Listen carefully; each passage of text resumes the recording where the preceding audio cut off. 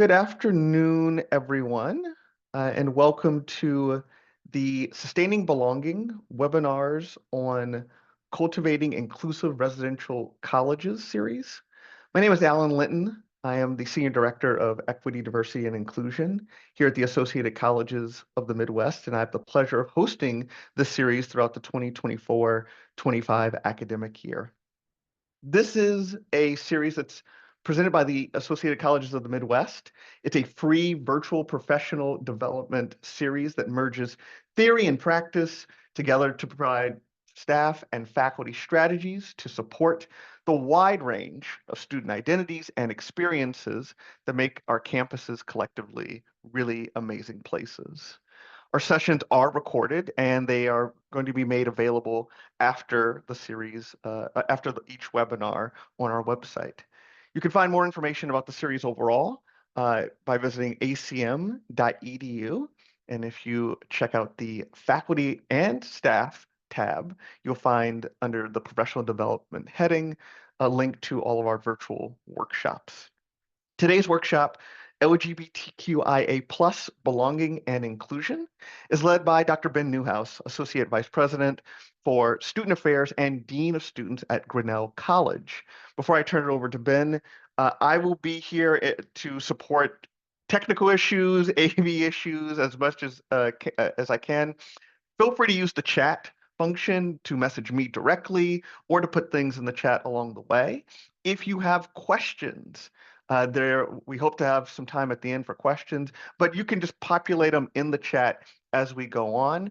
And if you prefer, if your question is read anonymously, send me a direct message and I'm happy to do that. Without further ado, I turn it over to Ben, and thanks everyone for being here. Ben? Thanks, Alan. I really appreciate this opportunity, and I'm so thankful that my colleagues across the area, be you from the Associated Colleges of the Midwest or other consortiums, other institutions, have chosen to spend time with me today on this really critically important topic. I'm going to share my screen, and but at any point in time, please feel free to single Alan if there's a critical question or some sort of technical issue that is impacting your learning experience. I want to make sure that we are making the most of our time together. So with that said, let me share my screen. And we will get started. All right. I was really humbled to be asked to present on this topic. Obviously, it is a topic that I care deeply about. By your presence here alone, I know that it's something that you care deeply about, and I am thankful that I have colleagues across the nation that are interested in spending time on this topic. I want to fully recognize and acknowledge that there are things that that you know more than I do in this context, and there are things that that we will absolutely have the opportunity to learn from each other. And I hope that you walk away with some direct knowledge and things that can apply to the work and creating it within your area and sphere of control, even if it's just you as a professional, the ways in which your work can be shaped by what we spend time together. So quick introduction of me. Like Alan said, I'm Ben Newhouse. I am the Associate Vice President for Student Affairs and Dean of Students here at Grinnell College. I've been a part of this community for 6 years, and I use he, him pronouns. A little bit about me. I am a product of small private liberal arts institutions. That was my undergrad experience, and most of my professional career has been in that setting. I started my career in residence life, then shifted to student involvement, and for the past 12 years have had the distinct privilege of serving in the Dean of Students capacity at 2 different institutions now, and have really loved being a part of a student's journey in this capacity.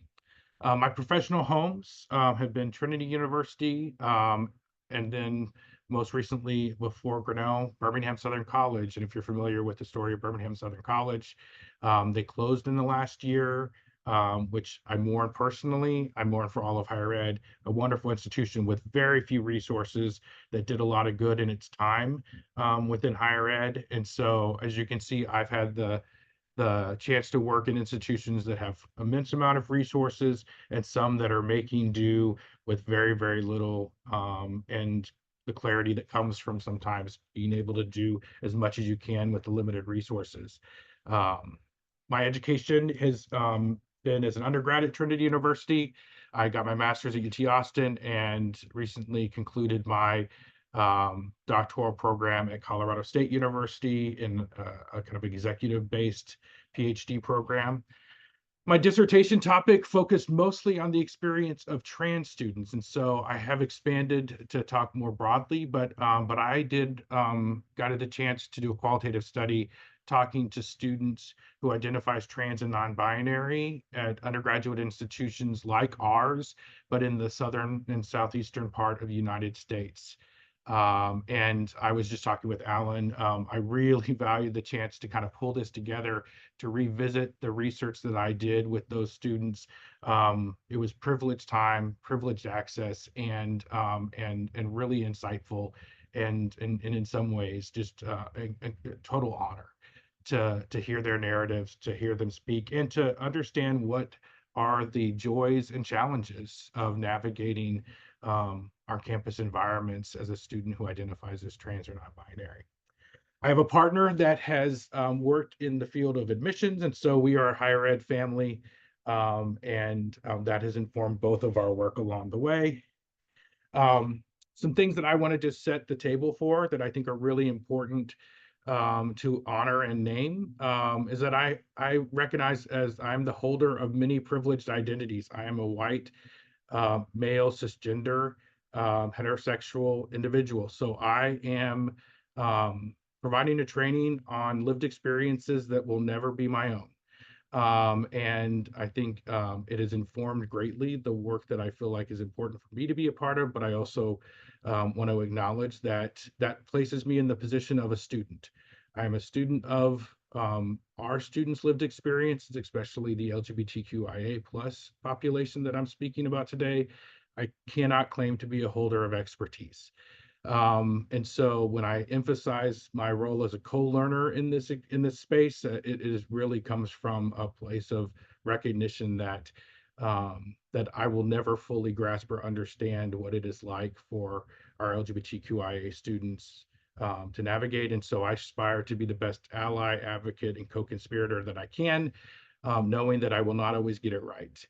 Um, the content that I am providing is building off powerful narratives of others, the students that I had the chance to interview, the participants that privileged me with their narratives and provided me the opportunity to learn and share from them, and then also gaining incredible insight from the important research of scholar practitioners that are doing the work on a daily basis and continuing it in really important ways. And so for me, I see this as part of my individual work and self work of continuously learning and trying to be a better human, which ultimately makes me a better practitioner, a better support for the student population and a variety of other student populations. So some truths that I'm going to show up with here that I think are important to acknowledge is that the LGBTQIA plus umbrella intertwines distinct aspects of identity, and that brings with it its own complications and sometimes, um, I think, a complicated and sometimes challenging understanding of what are the needs and resources that absolutely need to be in place for our students around sexual orientation identity, and also what may be distinctive and sometimes parallel because of shared experiences as historically marginalized populations, but also distinctive around um, the aspects of trans or non-binary identity or gender identity in general. And so I often find that our work is complicated by that historical meshing that I think we need to acknowledge and name. Um, for our students, their sense of safety, for our students who identify as LGBTQIA plus, their sense of safety is an ever-present concept for how they are navigating our campuses and how they navigate the world in general. There's lots of historical reasons for that. There's a lot of individualized reasons for that. But I think it's important to always acknowledge that everything we speak about, the concept of safety is an ever-present evaluation. And you can imagine what that means when you're carrying that sense of burden and sense of question. But it definitely emerged in really powerful ways in examining the research around the student population, but also in my dissertation, and I wanted to name that. And then I think another important thing, and this was probably the most gratifying component of my dissertation research, is that belonging and inclusion can be advanced with limited fiscal resources. There are absolutely things that we can and should do that require significant renovation, significant, reshaping of physical brick and mortar spaces on our campuses. And yet there's a whole lot of meaningful low hanging fruit on our campuses, some of which we are already doing. And so I hope you walk away feeling affirmed in some of the work that you're doing and what you're seeing on your campuses, and others that just are easy to miss in the day-to-day grind of our consistently in whatever work we do on our campuses, putting out fires, responding to the most urgent thing that's flashing in front of your face. And I think it's really important to acknowledge that we can do some really important, meaningful work, and it doesn't require a strategic plan, and it doesn't require $1 million, and it doesn't require significant resources and time and energy. I think it sometimes is simply about re-examining and rethinking, and sometimes truly just listening to our students in that way. So I wanted to take us through a little bit of the research. And what it has told us. And so I am synthesizing a wealth of content out there in 2 slides. So bear with me as I move through that. What we have found is that in the research that education and training really does matter, but more so at the individual level and less so at the campus culture level. And what I mean by that is that ally training or awareness around LGBTQIA issues, like that's really important. So the stuff we may do for our student staff, our student leadership, for our departments, so that we all have a shared kind of base level of knowledge about some of our student subpopulations, it truly does matter. But the existence of that alone doesn't mean that our students who identify as LGBTQIA will view our campus as a whole as inclusive. They will look and say, I can tell this person has an understanding of who I am and my experiences. And they have sought to do the self work. And that is important. It is critically important. But that does not, just because we hold a training, does not mean it reshapes a student's experience on our campus collectively or how they view it as a whole. That probably goes without saying, but I think it's an important thing to acknowledge when we think about the layered work we have to do as we move through um, kind of the collective work together on building and investing in inclusion and belonging. And yet, it's really important to note that like the individual impact matters in terms of, the research will say, a group of RAs that have experienced um, LGBTQIA plus ally training, like are much quicker to recognize where they're seeing discrimination, harassment happening, and in places where their privileged identities may have made them oblivious to it. And so those things matter. They really do matter, and they are worthy of our time and energies, um, because you have a more collective group of students paying attention to the way we are choosing to live in community with one another. And so again, thinking about how we use that strategically in powerful ways, I think is really important. But it doesn't reshape a view of campus climate as a whole. I think that's important. I think it's important to acknowledge that the needs of our LGB students will differ from the needs of trans and non-binary students. And it's important that we are hearing from individuals within each of those communities whenever possible to better understand their lived experiences, what they are navigating, the challenges that they are facing. And again, knowing that you may not get always the same answers, and we shouldn't assume that the needs of one population are being met just as effectively as the needs of another subpopulation of our students. Again, something that probably this collective group absolutely would acknowledge is the gender binary is ingrained into our systems and structures, from the way we set up our residential environments, historically, to the ways that we've designed our bathroom designations, and time again, there are things that are built into both the overt systems of the way we work, and then probably some things that you wouldn't even that are kind of very much informal and behind the scenes. And it's important to acknowledge that if we're going to think about how do we, whenever possible, disrupt that, knowing that that is not the way many of our students understand the construct of gender identity anymore, and especially how some of our population lives it. And so, how do we think about how do we reframe that, reconsider that, reflect on that within the context of our campus environments. This again is something that I think is just important to acknowledge that our students are arriving and then experiencing while they're here higher levels of harassment and violence, our LGBTQIA plus students, than their cisgender and their heterosexual peers. That has been their K through 12 experience. And so that is how they are showing up. That is why safety is at the forefront of their mind time and time again.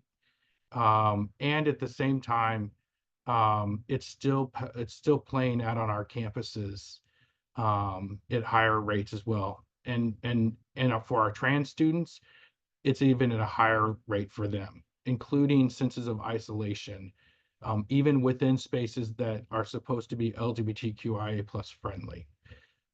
In the research that I did, I had students telling me, trans students talking about how feeling like their voice was silenced in their LGBTQIA student organization, and however it was designated or named. They felt like their topics, their experiences were often centered around, or what we was being spending time on was being centered around lesbian, gay topics, and typically white centered lesbian, gay topics. And I think again, these are things um, that are important to recognize the power dynamics that can still exist within subpopulations that have historically been marginalized, that those power dynamics can still play out. That I think it highlights the complicated nature of just assuming an LGBTIQIA center or student organization meets the needs for affinity connection, when it's not always the case, and the work within populations that still needs to happen, um, not just for our cisgender and our heterosexual, allies, but beyond that, that this is a topic that, just because you live your experience doesn't mean you understand everyone's experience. And so again, providing space, holding space for dialogue, for listening, for understanding can be really powerful, and also making sure that our services and support systems are set up to truly meet the needs of our populations. The other thing that I think is, not surprising, but I think it's important to emphasize, recognizing there are faculty in the room here, is that LGBTQIA plus inclusion in the curriculum is rare. And so relevant topics, there are plenty of them. I was just talking with Alan about one of the students I interviewed talked openly and listed about 20 ways as a senior he saw missed opportunities to lift up trans identity in the space of his liberal arts curriculum. So in a variety of contexts that were relevant in the daily discourse, that was going to be absolutely relevant when they stepped into the working environment, and yet they were not being seized upon to really discuss what this means, how this plays out in the context of case law, and any number of other ways. And I thought that was really powerful to acknowledge the fact that there are spaces, and it's not just important to talk about it because it's relevant to a subpopulation of our students. Again, the data will show, the research shows, increased exposure to the lived experiences and humanity of members of their community, especially historically marginalized populations, the greater level of sensitivity, awareness, understanding, care emerges from those other students. So we are missing out on the opportunity to fully educate our students for the world that they are living in today, the students that are absolutely part of our communities, when we do not think strategically about how do we enliven our content, enliven our academic curriculum to lift up voices that may have been quite intentionally left behind or left out. And so I think that is not just worthy cause for examination for our LGBTQIA academic scholars that maybe have been left behind. We can think of a number of historically marginalized populations that are not a part of the white-centered, male-centered historical contributions to the field because they weren't of the majority gender. They weren't the majority race in that time. And so again, power structures that lifted up voices and left others behind. I think we absolutely need to be thinking always about who else is not a part of the narrative. And again, I think we can all think of different ways in which we can maybe leave behind an old text and lift up the voice, in our literature, in our history, in our business courses, any number of other things that are significant in the in today. They just maybe weren't elevated in the past the way that we could. So, but it's really, really important, and I think and this would apply to any historically marginalized population or historically uninvited population, right? When the curriculum turns its attention to LGBTQIA issues, that we do not expect our LGBTQIA students to become subject matter experts. Um, and it's easy for that to happen. It's easy for their peers to turn and look, and and that puts undue burden on them as an educator, and I think an undue effort to put focus and attention that they may not want. Obviously, if they want to use their voice in those moments, that's a beautiful gift, right? And at the same time, it should not be an expectation. And then, um, and then I think it's important to note, and I do think this is one of those things as a student affairs practitioner that I see getting better and better on our campuses each and every year. So I know a lot of self work is happening in these spaces, but in the literature, it's still, it talks about our students' perceptions, and so there's a perception that there are knowledge gaps and a willingness to serve LGBTQIA students in the health and counseling sphere. Um, uh, and and unfortunately, it can take one singular bad interaction that can really shape how a student experiences or views a resource. Um, does that mean that we should expect perfection from ourselves? Absolutely not. But it does talk about how it's important to hear that feedback, take that constructive perspective, and work daily to do a little better, and to own it in those moments.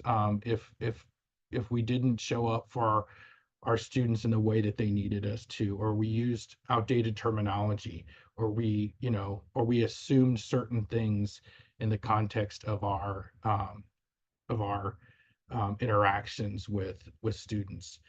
And I think this is really critical for us to get right, because for all of the trauma that our LGBTQI students are bringing with them, should not be unexpected that they are also experiencing psychological distress and suicidal ideation and acted upon suicide attempts at a greater rate than others within the student population.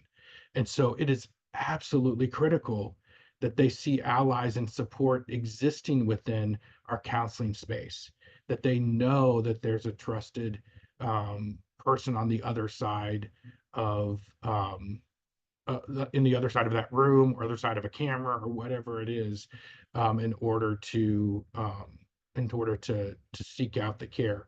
And then, of course, especially for our trans students, sometimes the nature of continuous care can be very distinctive and very and very specialized. And so making sure that if it's within the scope of care that a health services entity can provide, that we are equipped to provide that effectively. And if it's not within our scope of care, do we have we found strong partnerships out in the community that we can make educated referrals to? And for some of us, that's a much easier thing. If you're in a larger city environment, you have access to any number of good resources.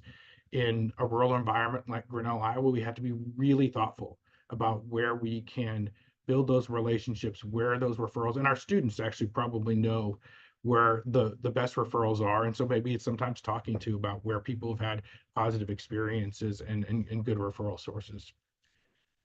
And then even, again, dealing with the reality that some of our trans students will identify a perceived lack of support within LGBTQIA centers and advising. And so, again, I see these things as continuously evolving and improving on all of our campuses, but I think it's really important. And I think some of this research harkens back to a time, right, where institutions were more checking boxes than really living the mission of inclusion in the same way. And so I think some of this, I would say, if we could, if we had data from 2024, we would see a different narrative as well. And then again, I think it's important to remember that inclusive policy and practices does not equal inclusive mindset.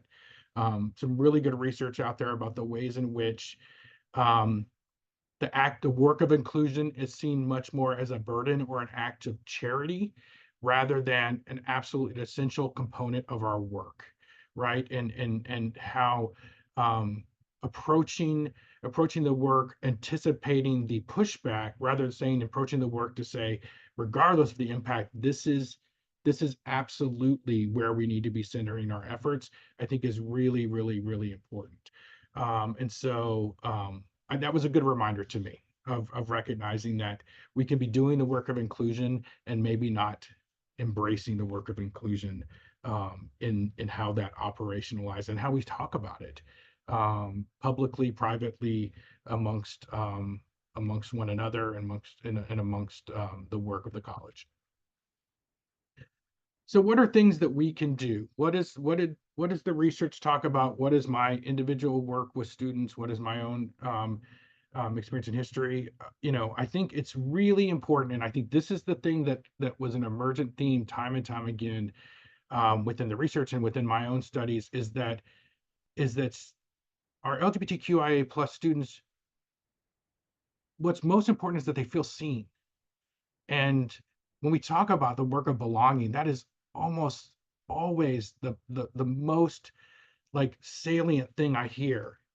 And so I think we have to ask ourselves the questions: are they reflected in policy? Are they reflected in our non-discrimination statements? I would say probably most of ours speak to sexual orientation, but do they speak to gender identity? Is it expansive enough? Because the concept of gender may be limiting in how that's viewed or interpreted. Are they visible in student leadership?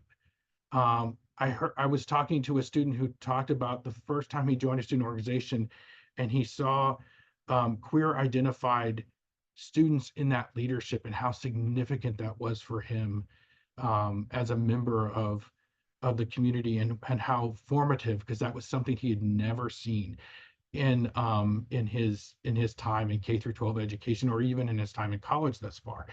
And so, in the same ways that I think we should be thinking about how are we recruiting students to represent the diversity across the spectrum of identities, are we tapping students on the shoulder who we think might be strong contributors, and that little nudge might be the reason that they have the confidence to apply, because again, they may not have seen themselves in the population that's been elevated in the past. And so again, are we thinking strategically about how our LGBTQIA plus students are being made visible and being presented the same opportunities um, that that are open to all students but may not always feel accessible to all students? um, are they anticipated in your forms and applications? um, in a one-on-one conversation with a student that I did research on, she talked about the fact that um, that she noticed that under gender, that one, it was gender identity and it was open blank, and it provided her the opportunity to speak to her gender identity for the first time in any form. And she still had such negative experiences, she wasn't sure she could trust it. And yet that was a powerful moment of sense of anticipation, of preparedness that had not been evidenced in other phases of her college experience. And I think that was just, I think, a beautiful moment that actually was the impetus for her to continue on and apply for that role, and then step into that leadership capacity, and then feel really empowered to share her identity with others, in hopes that it helps others feel anticipated and welcome, and thoughtful and thought about. Um, Again, are they present in our curriculum? And so I threw an action item in there, something that, again, and some of this is for me. And so I'm throwing this out there. This could apply to any area, but for me, I think an action item that I'm taking this moment to challenge myself on is, are there heteronormative and and also other messaging in our news and orientation programs that reinforce the gender binary? Like, are there ways in which our skits are always pairing and assuming male female connection points, right? Like, romantic relationships.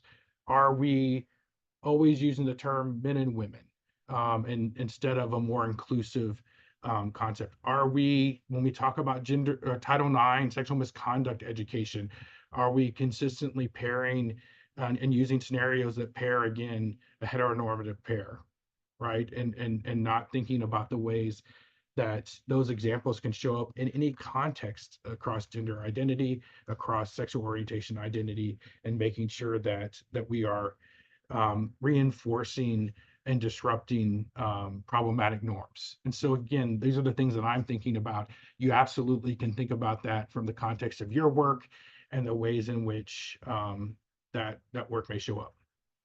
Um, it's also really important to know that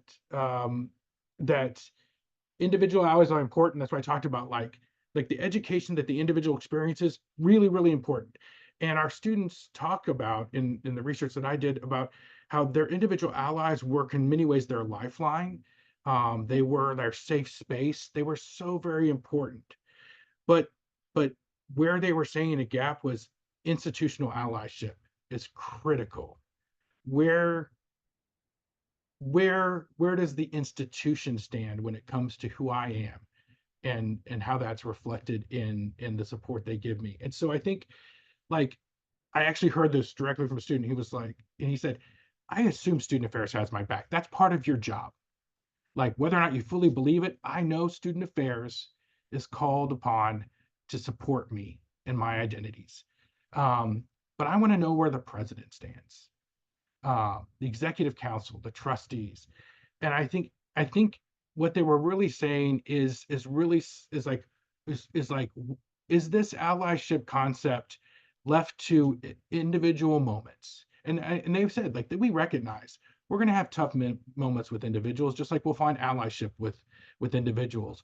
But I want to know what the institution stands for, and they, this was a student who had been very involved in the admissions recruitment process. He was a tour guide. He had done some ambassador stuff that was a significant role within his institution. And he said, you have to know, LGBTQIA plus students and their families are paying attention to that at the recruitment stage. They are looking to see, will my child be accepted and safe here? And I think that was a really important note. And he said they can only get that if the institutional messaging is clear, is vocal, is unapologetic. And so I think it is the thing that challenges our institutional leadership to ensure that this isn't the work of a subpopulation of people. This is the core to who you are as an institution. So I think it's important to think about. And then again, how are the systems living that? A part of that, potentially continuing historical challenges, historical barriers, I think are important things to think about.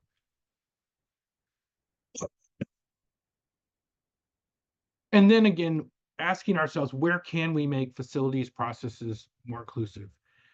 For our trans students, they talk about this as much about an issue of safety, privacy, and sanitation, depending on if they are going through, excuse me, their own transition. That may be critical to know that there's a space where they can tend to their own physical needs safely, sanitarily, and and for me, I see this as much as a barrier to not just inclusion, but a barrier sometimes to like just experiencing the education that you need. So again, one of the students that I interviewed talked about how he absolutely had his spaces in the residential environment that he felt very safe and secure in using the facilities. But there was nothing in the campus was designed in such where academic and residential were pretty disconnected. And in the academic sphere, there was no um, bathroom area that was designed in some ways in a way that met his needs. And so he said, and so instead of like focusing on the class or the studying that I need to be doing, I am thinking about the fact of like, when am I going to have the opportunity to relieve myself in a safe space, and when am I going to have the time to make that happen? And so when your bladder is your foremost thought process, you are not able to be the student that you have the capacity to be. And I thought, yes, absolutely, these are the things of why these things are social justice issues, right? And so again, I think evaluating where gender inclusive spaces might already exist, right, where the mechanisms for turning something gender inclusive is already available, whether it is that single stall environment that existed, or a place that you can designate as such in a way that um, is provides opportunity for our students who need that, and without creating significant disruption otherwise. But again, sometimes the desire is disruption is okay, and I think that's important to know. Where might renovation plans be shaped to present opportunities? So again, not every not all of us have the luxury to go through and say, and most of us don't, to like, we're just going to correct this wrong in the moment, right? Like we're going to correct this area, but there might be again immediate wins that you can take advantage of, and also spaces that you already are anticipating some renovation. So how might we do this differently than the traditional residence hall setup, in order to make some changes? Or how might we design a new academic building or a renovated academic building with this in the plans, in a way that creates, and again, I often see gender inclusive as providing everyone in your community the privacy they probably value in the context of the bathroom setting, right? Like these are wins for everyone, but they're absolutely essential for a subpopulation of our students. And so again, thinking of action items, takeaway, like, right, disrupt the binary, even if in just a written text. And so I think about the work I need to do on our student handbook, and just embrace the them, eliminate the he, her, embrace the them, right? And then thinking about how do we minimize the limbo that our students experience while we play catch up to the students who are already here today. And so, again, time and time and time, I heard students talk about, my participants talk about the moments in which they were the guinea pig of how do we respond to the needs of trans students on our campus more effectively. But the hard part was like they were the active, like, we don't know what to do, and that is a really challenging place to be, especially when it has the fear of, am I going to be? I am a male. I am male. I identify as man, and I'm going to be. I'm. They're talking about placing me with a female identified student in housing. Like that is really unsettling, and that is not honor who I am as an individual, right? Like those moments are really, really difficult. Or, I have made very clear that I do not go by this name, and yet for some reason it's that dead name is showing up on all of my class rosters. Those moments are really significant and really problematic for our students. Again, thinking of the ways that um, we we approach this work with the anticipation instead of the reaction to, I think is really important. And then I think it's important to recognize the validity of individual and incongruent voices within the LGBTQI community. That for some of our students, the campus environment is going to feel liberating compared to what they experienced in the K through 12 setting. And other students will say that this feels really stifling. This does not feel like the place of inclusion. And both are valid and both can be accurate representations of how they are experiencing the campus. I think it is both a wonderful thing that a student finds that your campus is exactly what they were looking for, thank goodness, and also worthy to hear what are the ways in which our campus is not showing up for me in the way that I would like. And then I think just an acknowledgement, and again, these are things that again, I'm not probably shining light on anything surprising, that our students who are seniors who have spent 4 to 5 years on our campuses, who have self-identified as LGBTQIA, they have rich wisdom to share with you. The richness that came from my third and fourth year participants in my study were just incredible, and even if they had a positive experience, they had lots of thoughts about the ways in which they could see their campus do better, be better. And it wasn't that they had voices of necessarily complaint. It was more about a recognition of who their campus had the capacity to be, and wanting to have the next generation of students have an even better experience than what they had.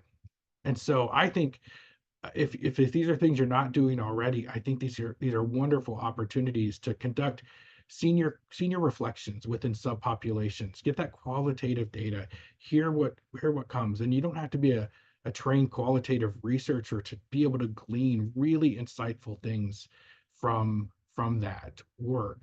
And they can provide incredible insight into where the wins are, where the low hanging fruit is, and also the things that like keep doing it because you're doing it great.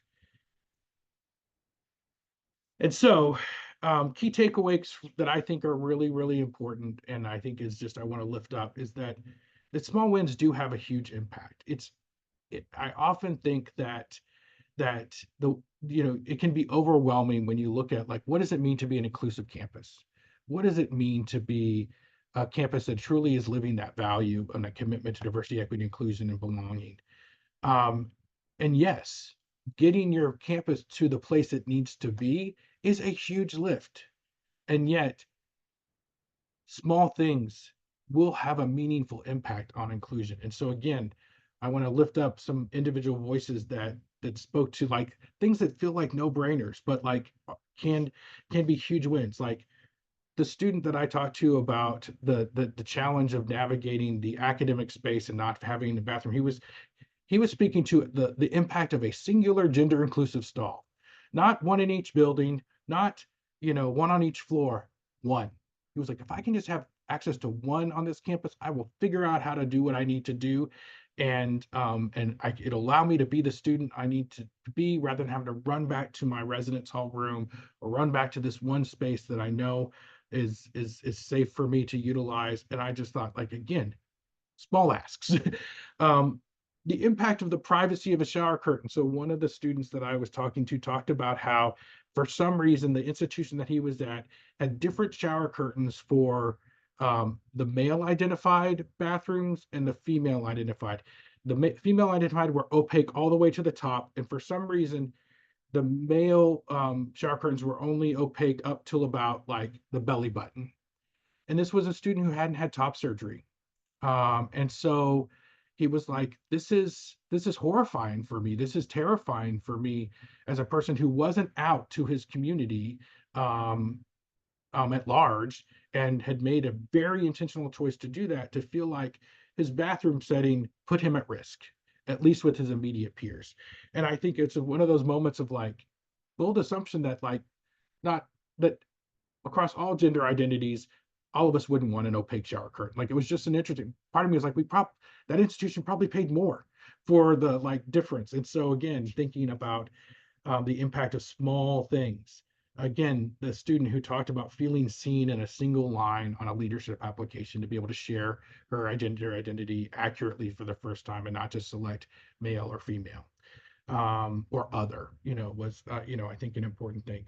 The ability to get a new ID with zero cost, zero challenge, zero questions, I think can be really, really powerful for a student who is saying, this is my name and my current name does not represent who I am. The ability to go get that new student ID.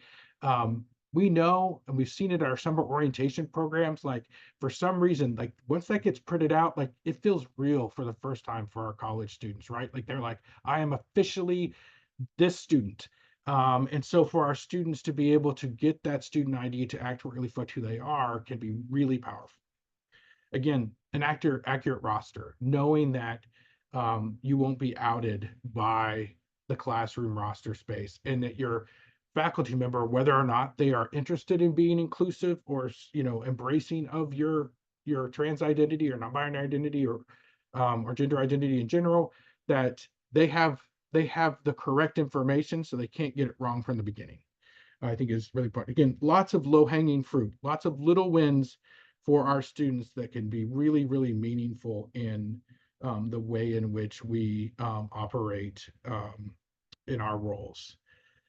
And then again, just want to emphasize the power of the institutional voice. And some of you are well positioned to start asking those questions and to say, what are the ways in which we are living our values of LGBTQIA plus inclusion? And what are the ways we maybe aren't? I think is really important. And then I would emphasize the importance of affinity groups and affinity groups by the subpopulations that need to exist. So again, one group of participants were from a similar college, and they all talked about how important it was that there was a trans student identity group that existed, and they collectively agreed that this was space just for them.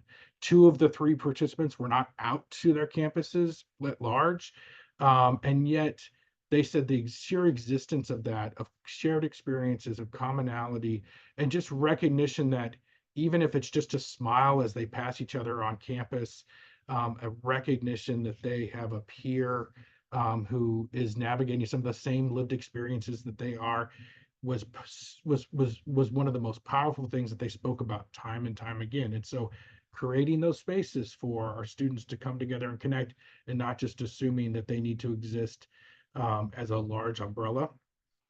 And then again, I think it's I think it's really important for us to think about that representation should be a non-negotiable, right? If our students who identify as LGBTQIA are not feeling seen in student leadership opportunities, or not feeling seen in the curriculum, all those things means we are not providing the education to the full extent that our students deserve. And so this should be the work we do. And then some final thoughts that I think to take away as we close. As the belonging inclusion are aspirational concepts. We never ever arrive. I know this group gets it, but not everyone does. And we need to always recognize that we will continually have work to do. Just about the time we hit one area where we feel like we're doing it really well, there's going to be something else that emerges that needs our attention and time.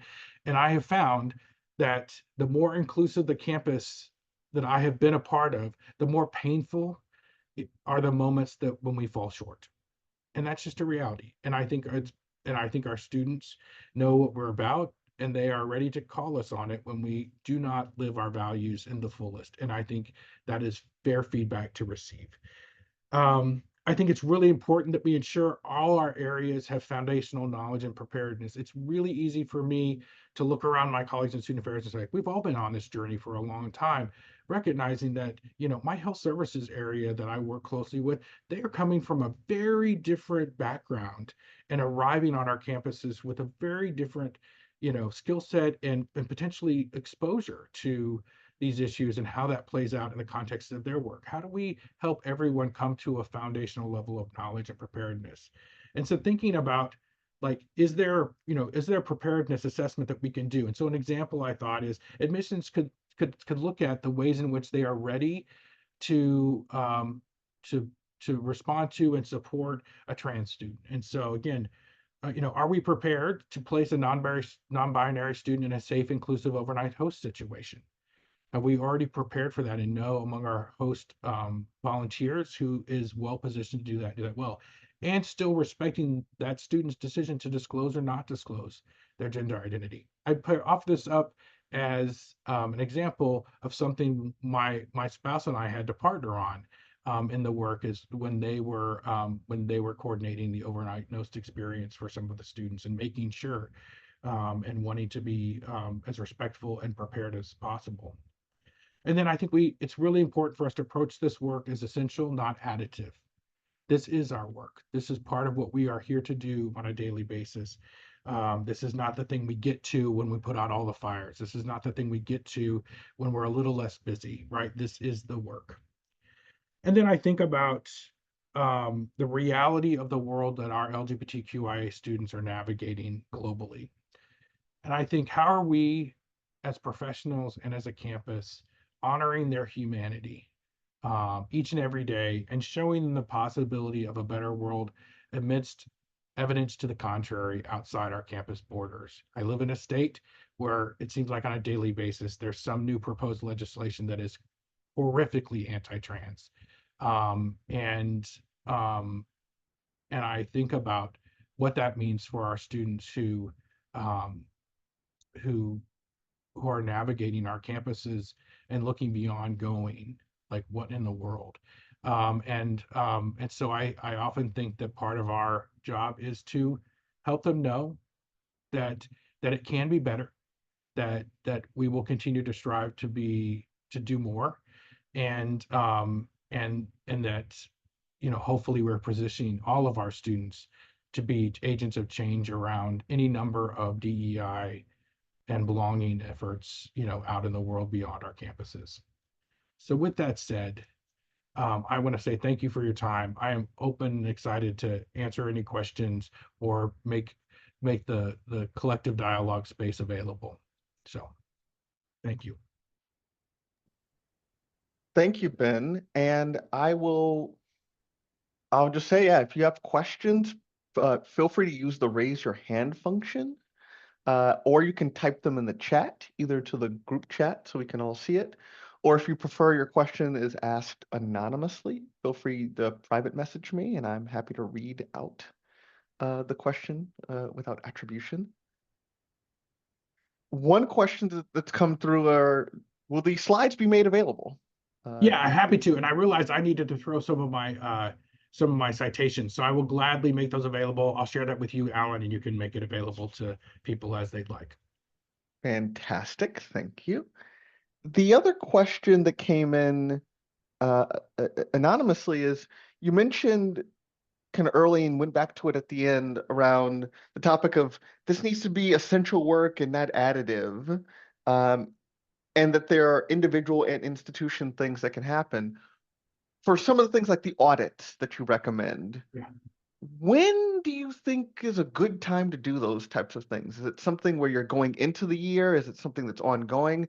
Clearly, for some of the seniors that are going to be leaving the institution, getting that information before they leave, uh, perhaps over the summer, perhaps during their final term may be helpful. But do you have any tips or advice on when's a good time to make sure that these practices are built into uh, the functioning of our different departments and offices across our campuses? This is a great question. And quite frankly, if I had this figured out, I would market it, sell it, and we would, go retire.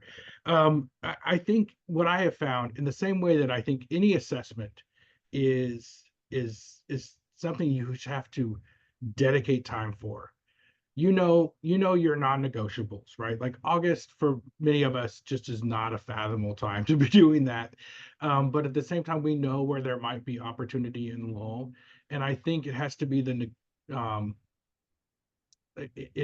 um, it's got to be the thing we say that like we hold space for, we hold time. And I think that is um and so I don't know if there's ever a good time. I think but it's always the right time, I guess is the best way to say it. And so your own campus's pace, but I do think if we do not hold time for it and protect it, then it will never come to be. I think that's a really important to know. I do think, you know, I often think that things like senior reflections are wonderful things to have happen no matter what. And so there is a time and place for that that can be very celebratory and very insightful. And so making time for it is so very important. Um, and so I think there are natural times where you will see these things happen. But I often thought about my assessment work as like butt and chair time. There is nothing like I just have to say this is happening. I'm going to dedicate time and attention to it, and I will not let other things bubble up in that, or I will designate it to where I can still tend to some of those other things while still allowing myself a couple hours of protected time. Thank you. Uh, I want to get to Samantha's question in the chat here, and I'll just read it aloud for folks that don't have the chat up. How do you suggest putting protections in place for students who may not be out to their parents yet? For example, an admissions name tag or student ID at orientation printed with a preferred name that wasn't known to the parents. So I want to be really clear. Our students who are living in that reality are very skilled at navigating that. And so um, I think as long as we're really clear, right, like we're asking preferred name because that's what's going to be noted on printed materials and that kind of thing, then I think you've signaled to a student if that's something they need to manage themselves. Obviously, if a student, I think that's a perfect example of why, like being able to be nimble. And if a student comes and says like, I need to, get a reprint, do it. Just, that's perfectly fine. They may not have thought that their parent was going to be right beside them at the time that they were going through the admissions process, and now they need to make an adjustment. Just be prepared to do that in a moment's notice. I would say I think trust your students, and know that they have the ability and capacity to navigate that. But yes, I have found myself um, being kind of with every student, like if I'm calling a parent, we're sitting down with a student and involving a parent, I ask, what do you go by at home? Just to make sure that we are thoughtful about the fact that the name they may go by on campus may be different. Um, it's not perfect. It is a complicated reality. I think as much as we can to be thoughtful, responsive, and honor the way a student needs to show up among any context, I think is really, really important. It is why I often think about how do I follow the lead of the language that the student's using, knowing that again, how they self-identify is how I want to reflect how they self-identify in that moment. I don't see any other questions here, and I know we're approaching time. Well, I will say I thanks everybody, and if there's any time I can be a listening voice or a resource to any one of my colleagues across the country, please don't ever hesitate to reach out. And I will be more than happy to acknowledge when I don't know, and we can figure something out together. So I really, really appreciate the time and attention that everyone gave. So thank you for the opportunity, ACM. Thank you, Alan and Lisa. I really appreciate you. We really, really thank you for sharing your insights and experiences and expertise with us. And we thank everyone who joined us on this Friday during your lunch hour to be a part of our Sustaining Belonging series. For more information about the series, you can visit acm.edu under our professional development tag. We'll be back next month for a session about how do we support our first gen and low-income students as they navigate our colleges. But for now, have a good weekend, take care, and we'll see you soon.